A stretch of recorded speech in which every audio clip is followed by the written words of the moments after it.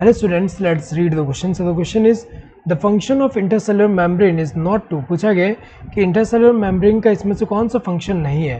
तो यहाँ पे अगर हम देखें इंटरसेलुलर मेम्ब्रेन का मतलब क्या होता है, जैसे अगर हम देखें यहाँ पे कोई एक सेल है, सेल में ये क्या होगा, प्लाज्मा मेम्ब्रेन, ये प्लाज्मा मेम्ब्रेन है. सो ऐसे मेम्ब्रेन जो within the cell present है वो सारे किस में आएंगे, इंटरसेलुलर मेम्ब्रेन ही कहेंगे उसको. जैसे यहाँ न्यूक्लियस है, ये क्या है, न्यूक्लियस और न्यूक्लियस का जो मेम्ब्रेन है वो भी इंटरसेलुलर मेम्ब्रेन है. ऐसे ही अगर हम देखें जो यहाँ पे एंडोप्लाज्मिक रेटिकुलम है, इसका भी मेम्ब्रेन इंटरसेलुलर मेम्ब्रेन ही हुआ.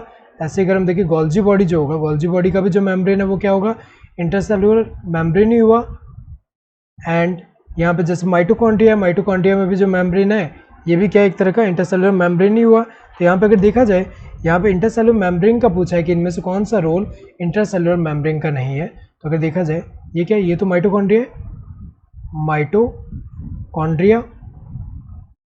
तो पहला अगर हम देखें यहाँ पे पहला क्या है, establish number of compartments within the cell, ये तो इसका फंक्शन है. इंटरसेलुलर मेम्ब्रेन क्या करे, एक तरह से कंपार्टमेंट फॉर्म करे.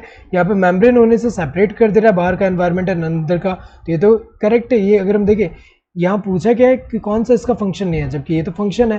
Provide for the neat spatial organization of enzymes and pigments, ये भी एक तरह से करेक्ट है क्योंकि कंपार्टमेंट फॉर्म कर रहा है तो ये सेपरेट कर दे रहा है ये रीजन को बाहर वाले से. इससे क्या होगा कि यहाँ पे एंजाइम्स एंड पिगमेंट्स को स्पेशल, यहाँ पे स्पेशल रेफर्स टू स्पेस, तो स्पेशल ऑर्गेनाइजेशन प्रोवाइड कर रहा है. तो एक तरह से ये करेक्ट है, ये भी इसका फंक्शन हुआ.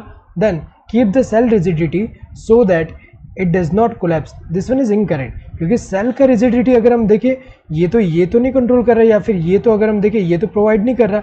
यहाँ पे रिजिडिटी अगर हम देखें या तो मेम्ब्रेन के अंदर, यहाँ पे अगर मेम्ब्रेन में रिजिडिटी है तो वो प्रोवाइड करे, इसके अलावा अगर सेल वॉल प्रेजेंट है तो वो प्रोवाइड करे. लेकिन यहाँ पे अगर हम देखें तो ये जो इंट्रासेलुलर मेम्ब्रेन्स है ये सेल को रिजिडिटी प्रोवाइड नहीं कर रहा ताकि वो कोलैप्स होने से बचे.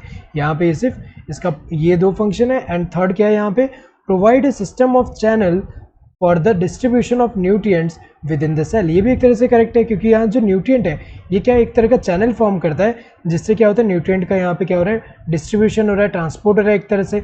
यहाँ पे हमें पता है जैसे ER से यहाँ पे क्या होता है कि जो जैसे प्रोटीन अगर सिंथेसाइज हुआ है, देन लिपिड सिंथेसाइज हुआ है वेसिकल के फॉर्म में, यहाँ वेसिकल के अंदर ये क्या होंगे, यहाँ से आगे जाएंगे. तो एक चैनल प्रोवाइड करा है, मेम्ब्रेन एक चैनल प्रोवाइड करा है for distribution of nutrient within the cell, उसके ट्रांसपोर्ट के लिए. तो ये तीनों तो सही है. इनकरेक्ट कौन सा है, दिस, ये जो यहाँ पे थर्ड वाला है ये इसका फंक्शन नहीं है.